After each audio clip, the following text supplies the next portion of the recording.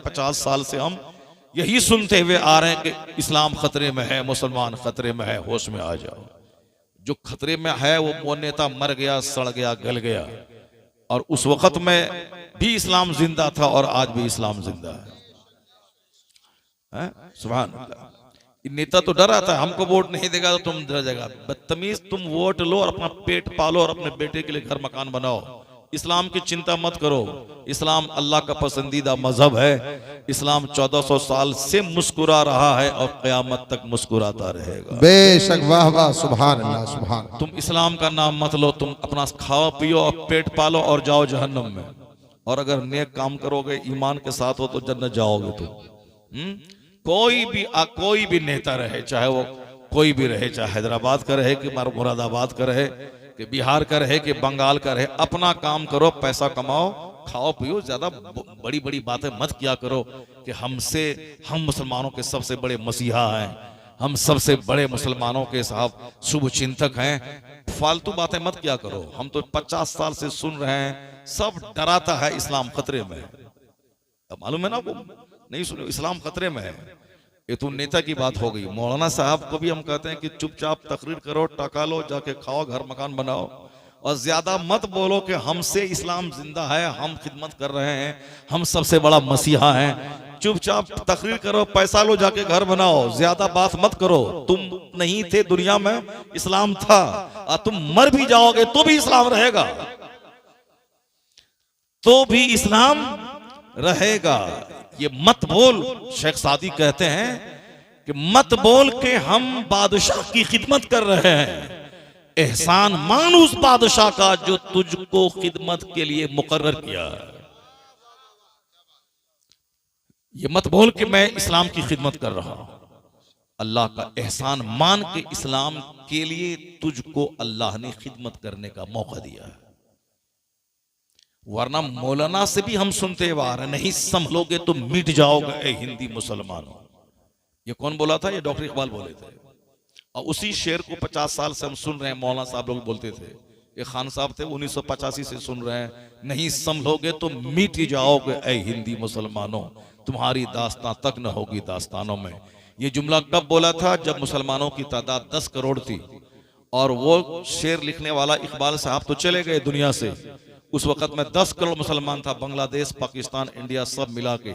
और आज पाकिस्तान में 25 करोड़, बांग्लादेश में 22 करोड़, इंडिया में 40 करोड़। 40 10 50 10 60 10 70 10 80 करोड़ मुसलमान उस इंडिया में है। बोला था मिट जाओगे, वो तो चला गया, मगर आज लाखों मस्जिदों से अजान की आवाज आ रही है। आज मदरसा जिंदा है, मस्जिद जिंदा है, खिताब जिंदा है। पता ये चला कि हम अगर इबादत कर रहे हैं खुदा की, तो हमारा उसमें भला है। अल्लाह का एहसान कि अल्लाह ने मुझे इबादत की तौफीक दी, वरना अल्लाह रब्बुल इज्जत का कुछ बिगड़ने वाला नहीं है।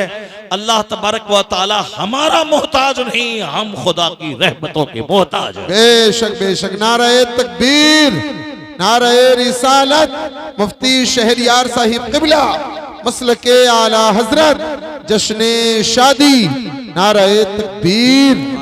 तुम्हारा ये हो जाएगा, तुम्हारा वो हो जाएगा, तुम मिट जाओगे, तुम मर जाओगे। क्यों ये फालतू नर्वस वाली बातें बोल रहा है? क्यों ऐसी बातें कर रहा है कि न संभलोगे तुम मिट जाओगे ए हिंदी मुसलमानों? इस तरह की बातें मत कर। इस्लाम न खतरे में था, न आज है, न क़यामत तक रहेगा। अलबत्ता मुसलमान अगर काफिरों की नकल करेगा, मुसलमान शराब पिएगा, मुसलमान ज़िना करेगा, मुसलमान शादी ब्याह काफिरों की तरह करेगा, अपना बाल बच्चा काफिरों की तरह पालेगा, मुसलमान अपने घर में 24 घंटे काफिरों की तरह सनीमा देखेगा, मुसलमान 24 घंटे झूठ बोलेगा, तो फिर तो कुदरत का कानून है कि अगर तुम गलत करोगे तो तुम्हारा अंजाम भी गलत होगा। तो बदअमल मुसलमान पिटेगा, बदअमल मुसलमान मरेगा। इसको सजा मिलेगी, चूंकि ज़िना का अंजाम गलत है, शराब का अंजाम गलत है, झूठ का अंजाम रोजी के घटने की सूरत में आता है, ज़िना का अंजाम बाल बच्चों की तबाही की सूरत में आता है, शराब पीने का अंजाम सेहत के और माल के लूटने की सूरत में आता है, झूठ का अंजाम आदमी की बेइज्जती और जिल्लत की सूरत में होता है। तो जो जैसा करेगा उसका अंजाम वैसा होगा। अलबत्ता ये बदअमल खतरे में है, मगर इस्लाम न कभी खतरे में था, न आज है, न क़यामत तक रहेगा। इसलिए कि अल्लाह रब्बुल इज्जत का पसंदीदा मजहब इस्लाम है और अल्लाह का कोई दूसरा मद्दे मुकाबिल नहीं है जो अल्लाह से मुकाबला कर सके। जब अल्लाह से कोई मुकाबला नहीं कर पाएगा तो अल्लाह को कोई खतरा नहीं है, तो अल्लाह के मजहब को भी किसी से कोई खतरा नहीं है। हुवल्लज़ी अरसला रसूलहु बिलहुदा व दीनिल हक लियुज़हिरहु अलद्दीन कुल्ली। अल्लाह कहता है वो खुदा है जिसने अपने रसूल को हिदायत और दीन हक के साथ भेजा है ताकि इस मजहब को सारे मज़ाहिब पे गालिब कर दे। तो इस्लाम गालिब होने आया है, मगलूब होने नहीं आया। इस्लाम मुकम्मल होके रहेगा। युरीदून लियुत्फिउ नूरल्लाहि बिअफ़वाहिहिम वल्लाहु मुतिम्मु नूरिही। अल्लाह कहता है ये मुशरिक अपने मुंह से इस्लाम का चिराग बुझाना चाहते हैं और अल्लाह उस नूर को पूरा करना चाहता है। तो जो अल्लाह चाहेगा वो होगा।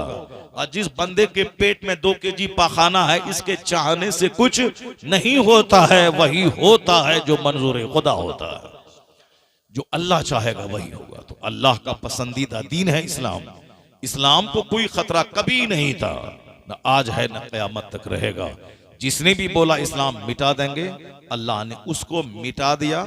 उसके बाल बच्चों के जरिए कलमा पढ़वा के इस्लाम की खिदमत उससे लिया।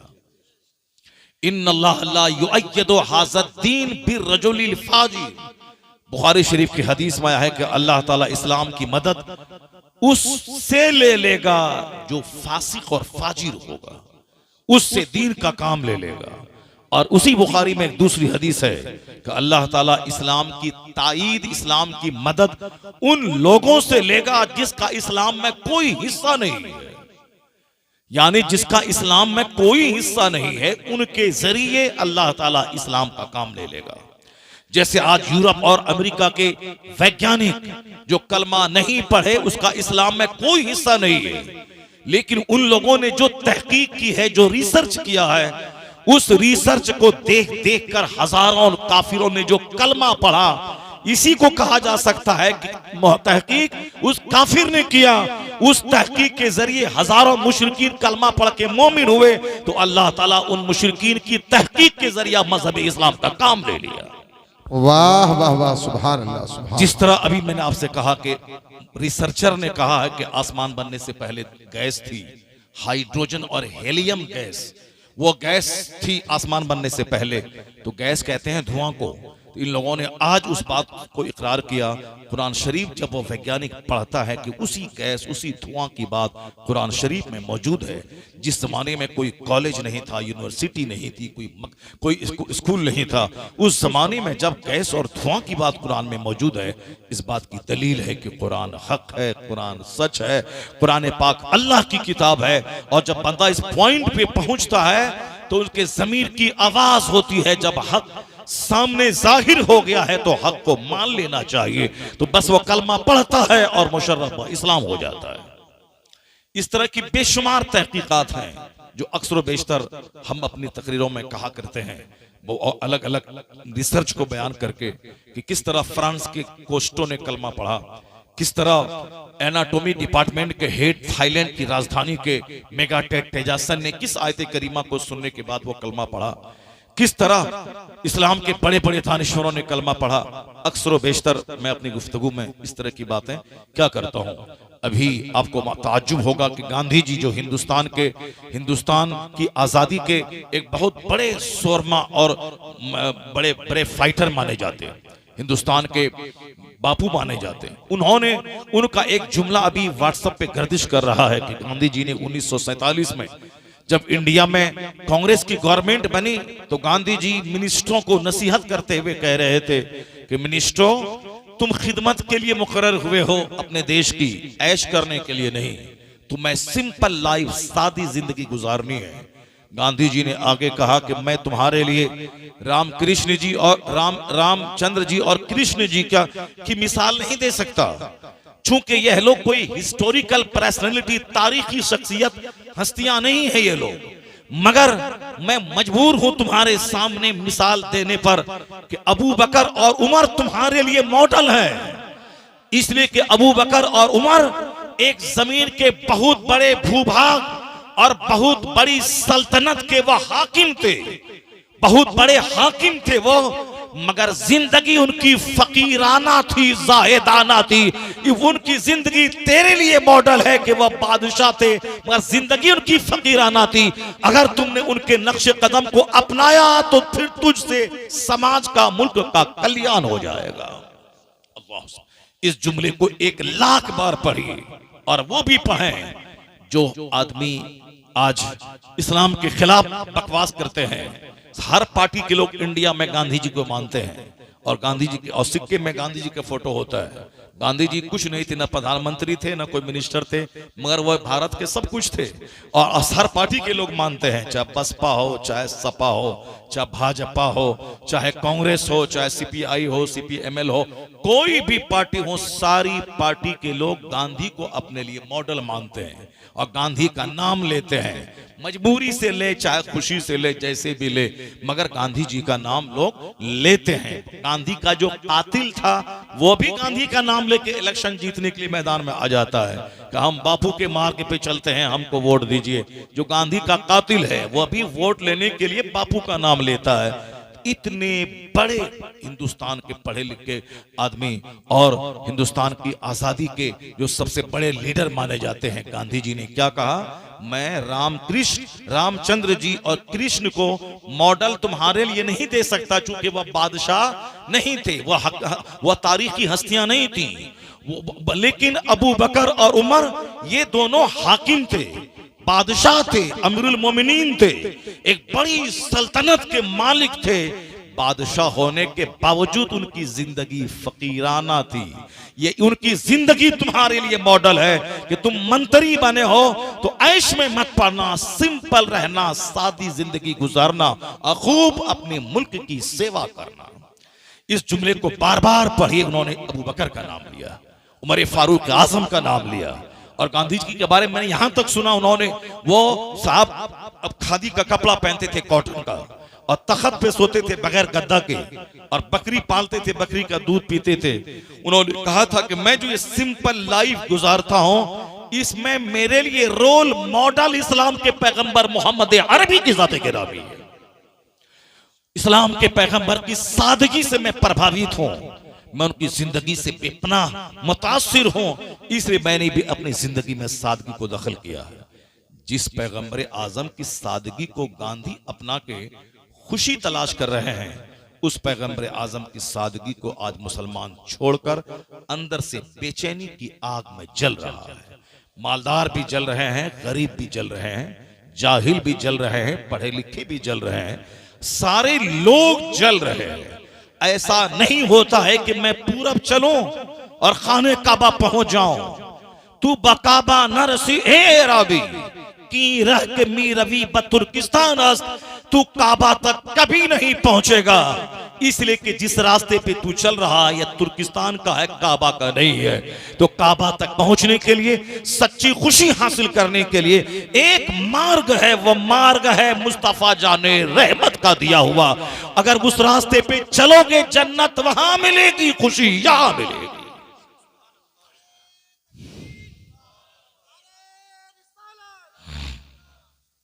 मुस्तफा की जिंदगी हमारे लिए मॉडल है।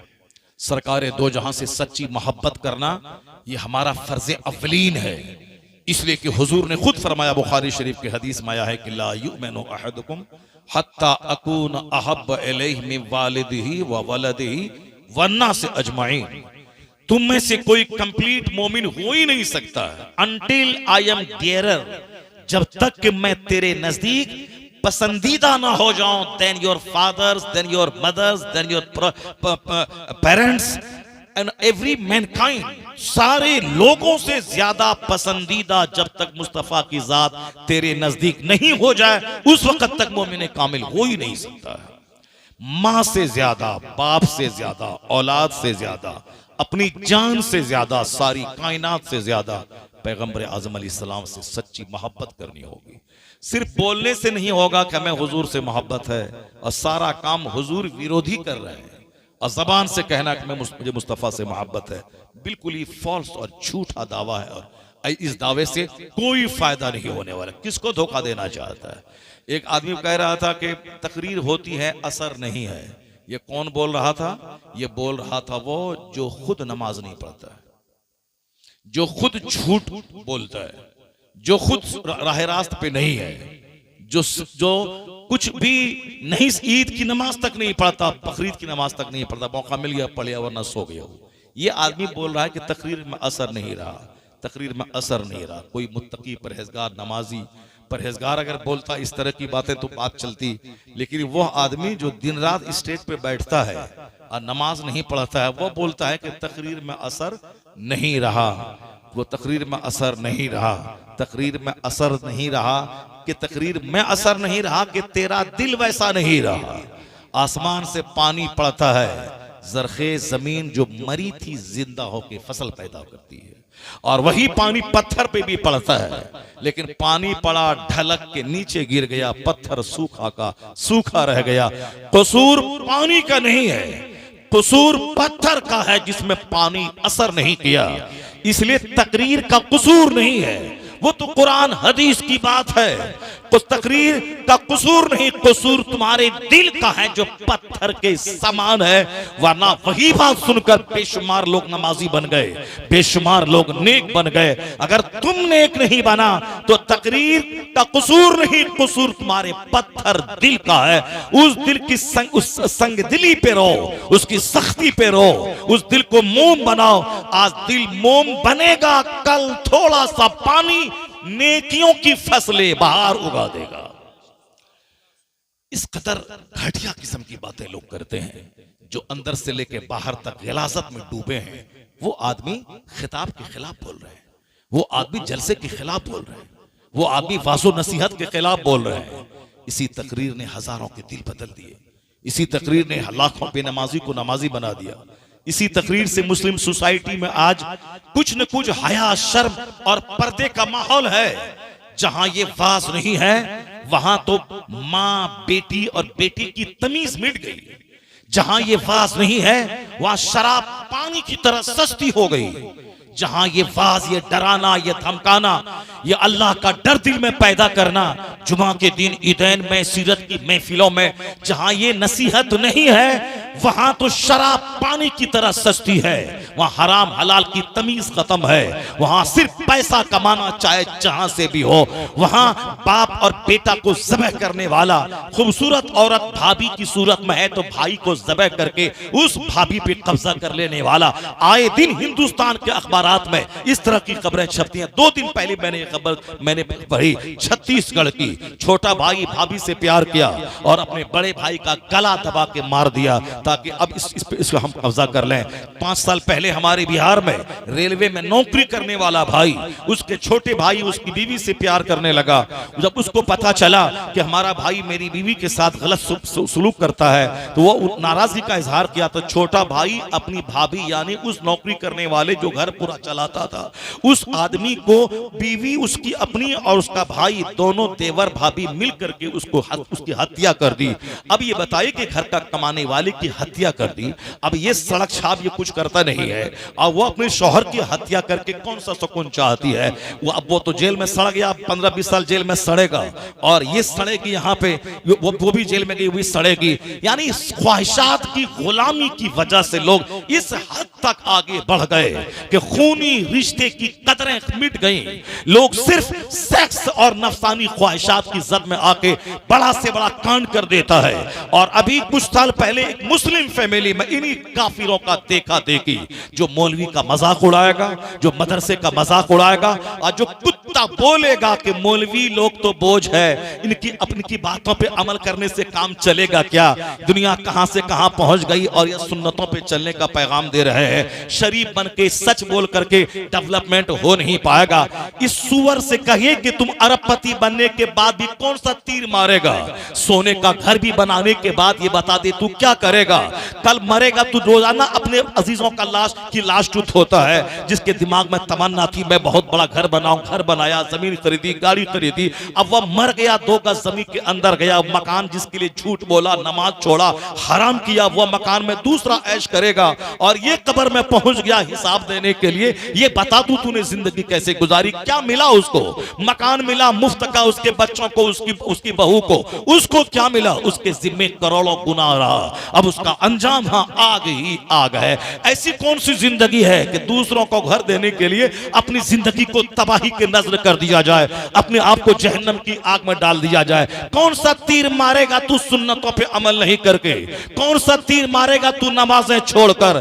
जो नमाजों को छोड़ता रहा, तकरीर को बुरा कहता रहा, मदरसों को बुरा कहता रहा, आलिमों के खिलाफ बोलता रहा, मस्जिदों में जाने को बोझ समझता रहा, उसी जानवरों के माहौल में, उसी एक मुसलमान फैमिली का आदमी जो अपने आप को सुन्नी कहता था, या नबी सल्लल्लाहु अलैहि वसल्लम पढ़ने वाली फैमिली का आदमी, उस गांव में मेरी तकरीर हुई है, 20 तकरीरें मेरी उस गांव में हुई है।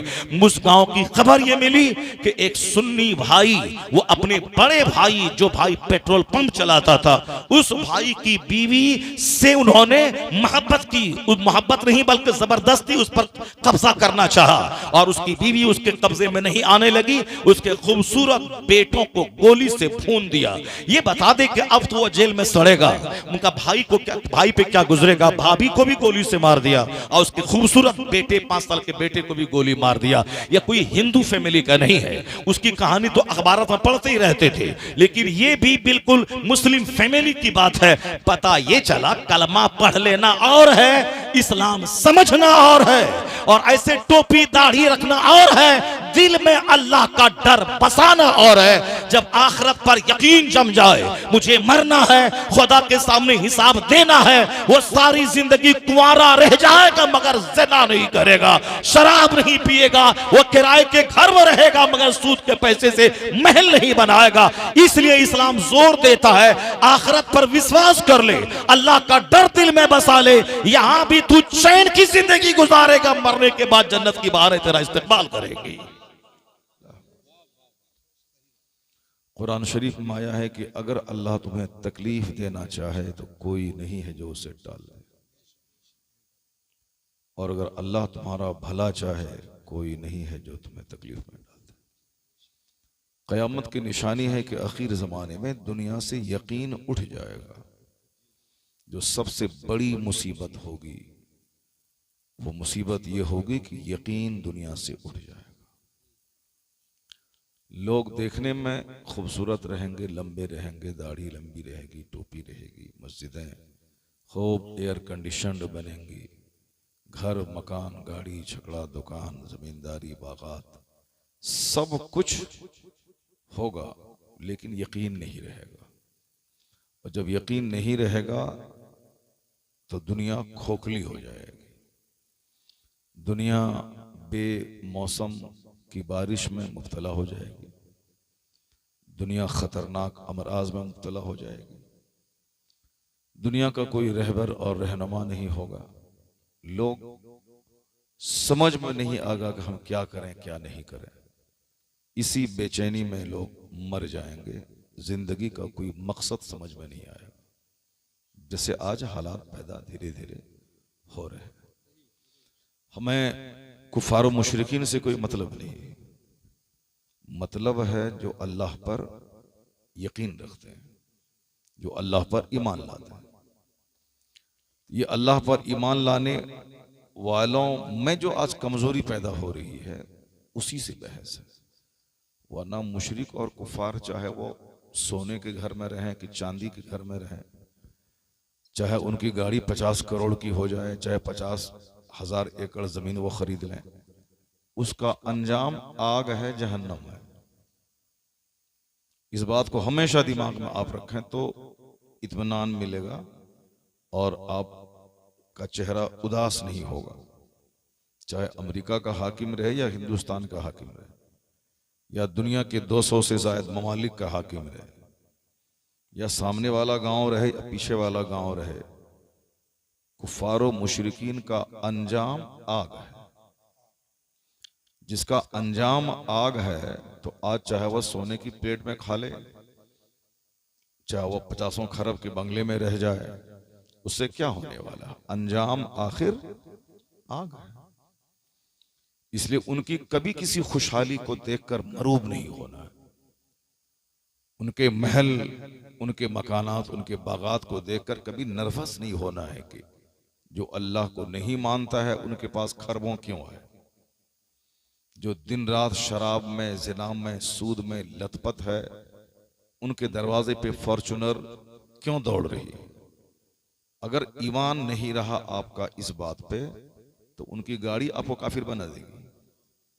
जाहिर सी बात है। आप बोलेंगे हम मुसलमान हैं, मेरे पास आल्टो भी नहीं, और वह 50 खुदा को मानता है, अल्लाह को गाली देता है, उनके पास 50 करोड़ की कार है, तो आप उसकी कार को देख करके काफिर हो जाएंगे। और अगर यकीन मजबूत रहा अल्लाह की जात पे, ये दुनिया फानी है, आज है कल खत्म, इनका अंजाम आग है, तो 50 खरब की कार पे आए आपके नजदीक वो साइकिल से बदतर है। अगर यकीन है अल्लाह की जात पे तो आज मुसलमान इसीलिए उदास हैं कि वो यकीन कमजोर हो रहा है। कुरान ने जो कुछ कहा उसको न पढ़ते हैं, न सुनते हैं, न समझना चाहते हैं। इसीलिए काफिरों के पांव का फुटबॉल बने हुए हैं और हमारे बच्चे काफिर होते जा रहे हैं। क्योंकि हम अपने बच्चों को बताने में फेलियर हैं कि ये दुनिया एक पानी का बुलबुला है, आखिरत एक समंदर की मानिंद है। हम अपने बच्चों को बताने में नाकाम हैं ये दुनिया एक सेकंड की है, चाहे 1000 करोड़ साल की दुनिया क्यों न रहे, क्योंकि इसका अंत है। ये दुनिया का विनाश है, ये दुनिया खत्म होने वाली। और दुनिया की कोई चीज एक हालत पर नहीं रहती, हर चीज परिवर्तनशील है। दुनिया में परिवर्तन इस दुनिया का नियम है, यानी तब्दीली। बच्चा पैदा होता है, जवान होता है, बूढ़ा होता है, मर जाता है। दाढ़ी के बाल काले रहते हैं, सफेद होते हैं, बंदा खत्म हो जाता है। मालदार हुआ फिर गरीब हो गया, गरीब हुआ फिर मालदार हो गया। बादशाहों के बेटे भीख मांग रहे हैं। जो कल हमारी गाय चराता था वो आज करोड़ों के मकान में आराम कर रहा है। जो सुअर चराता था उसका बेटा मंत्री बना हुआ है। जो ग्वाला था, भैंस चराता था, वो मुख्यमंत्री बना हुआ है। साहब जो डोम था मुख्यमंत्री बना हुआ है। और जो राजा महाराजा का बेटा था वो जाके टोटो चला रहा है। ये नियम है दुनिया का। एक हालत पे दुनिया नहीं रहती है, दुनिया एक हालत पे नहीं रहती है। दुनिया की परिभाषा ही है अल आलम मुतगय्यरुन। ये आलम, ये दुनिया क्या है? बदलने वाला है। कुल्लु मुतगय्यरिन हादिस, हर बदलने वाली चीज फानी है, हादिस है। जब दुनिया फानी है, इसकी उसको करार ही नहीं है, तो अब चाहे सोने की दीवार है, मिट्टी की दीवार है, दोनों बराबर है। अभी दुनिया टफ इसीलिए है क्योंकि हमने आखिरत को भूलकर दुनिया को सब कुछ समझ लिया। इसीलिए अब हम चाहते हैं कि मेरे पास मकान होने का, चाहे हराम का हो चाहे हलाल का हो। मेरे पास गाड़ी चाहिए, चाहे वो हराम की गाड़ी हो या हलाल की। ईद के दिन नया जोड़ा चाहिए, चाहे हराम का कपड़ा हो या हलाल का हो। पेट में रोजाना गोश्त मछली जाए, चाहे हराम का हो या हलाल का हो। बेटी की शादी में खूब धूमधाम हो, चाहे पैसा सूद का हो या शराब बेच के हो या जमीन बेच के हो या दूसरों को ठग के हो या मस्जिद दरवाजे पे भीख मांग के हो, मगर बेटी को पलंग और फर्नीचर देना है, बाराती को खाना खिलाना है, चाहे भीख मांग के हो चाहे कर्जा लेकर के हो, चाहे हराम का हो चाहे हलाल का हो।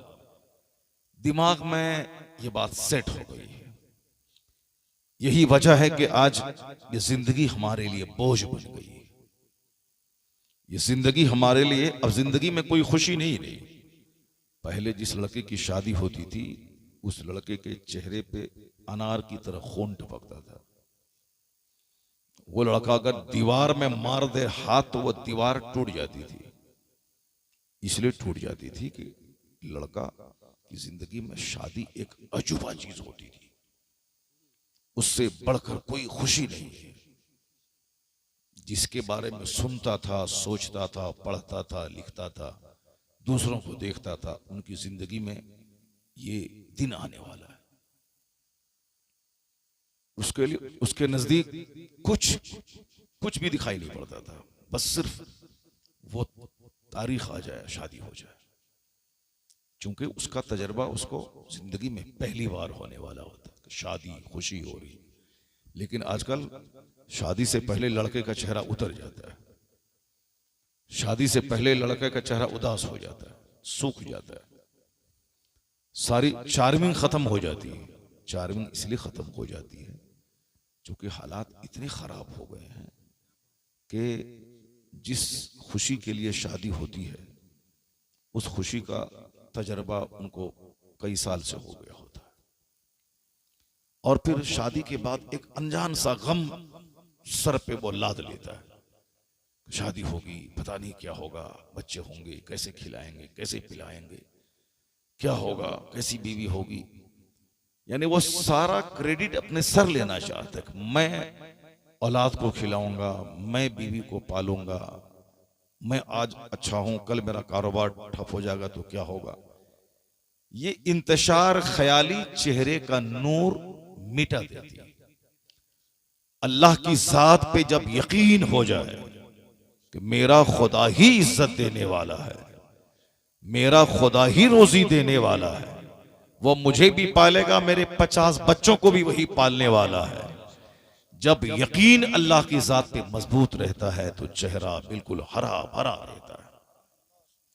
वो यकीन ही कमजोर हो गया है। आज शादी में अब कोई खुशी नहीं रही, बेशुमार गम खुद से अपने सर पे लोग डाल लेते हैं, इसलिए चेहरा सूखा रहता है। एक तो ये बात, और दूसरी बात, जो आदमी तकवा परहेजगारी से खाली है, जो शादी से पहले ही न जाने गलत आदतों में गिरफ्तार हो जाता है, उसकी वजह से अब शादी में कोई चार्मिंग नहीं रह जाती है, चूंकि वह उस मंजिल से गुजर चुका होता है। अल्लाह पर मजबूत यकीन और शादी का पहला तजर्बा, वो आदमी सूखी रोटी क्यों ना खाए, जिसका जिस्म गुनाहों से सेफ है, उसका चेहरा बिल्कुल चांद की तरह चमकता है, गुलाब की तरह खिला रहता है। अल्लाह तबारक व तआला चाहता है कि बंदा मेरा यहां भी खुश रहे और मरने के बाद भी खुश रहे। अल्लाह की ये पसंद है। अगर ये अल्लाह को पसंद नहीं होता तो कुरान शरीफ में अल्लाह ताला हमको ये दुआ कभी नहीं सिखाता। कुरान शरीफ में अल्लाह ने एक दुआ कहा है कि तुम इसको मांगा करो, रब्बना आतीना फिद दुनिया हसना व फिल आखिरति हसना। इलाही मुझे दुनिया में भलाई अता फरमा और आखिरत में भी भलाई अता फरमा। ये दुआ किसी आला हजरत ने नहीं सिखाई है। ए बाबू, ए कहां भाग रहा है? महफिल में अभी भी बहुत सारे लोग हैं, मगर सब लोग बैठे रहे तो बड़ा अच्छा लगेगा। मैं काम की बात कर रहा हूं। अगर एक जुमला भी मेरा अगर दिल में उतर गया तो 50 खरब रुपए से उतनी खुशी नहीं होगी जितनी खुशी उस जुमले पे अमल करने से होगी। क्योंकि अभी लोग घटिया हो गए, लोगों के नजदीक सिर्फ पैसा सब कुछ हो गया, इसीलिए अल्लाह ताला पैसा दे के सुकून छीन लिया। इस बात को आप हमेशा नोट करके रखिएगा। अगर पैसे वालों को जिंदगी में खुशी होती तो आज दुनिया में सारे लोग खुश रहते, क्योंकि पहले के मुकाबले में अभी ज्यादा पैसे लोगों के पास है। पहले मौलवी साहब के पास 300 रुपए तनख्वाह होती थी और अभी मौलवी साहब के पास 30,000 रुपए माहाना तनख्वाह है। लेकिन कहते हैं वो अंधेरा ही भला था जब कदम राह पे थे। वो 300 रुपए आज के 30,000 पे भारी थे। हर आदमी अपनी पहली हालत को ही बेहतर समझता है, चाहे वो सऊदी अरब जाए, चाहे अमेरिका जाए, चाहे वो जितनी भी 100 ट्रक खरीद ले और वो साहब अरबपति बन जाए, मगर हर आदमी पहली हालत को समझता है कि वही हाल ठीक था, देहात में थे वही ठीक था, शहर आके फंस गए। हिंदुस्तान में थे वही ठीक था, अरब आके फंस गए। गरीब थे वही ठीक था, मालदार बनने के बाद फंस गए। मिन जुमला 99% आदमी वही सोचता है कि जब पहले जो हाल था वही ठीक था।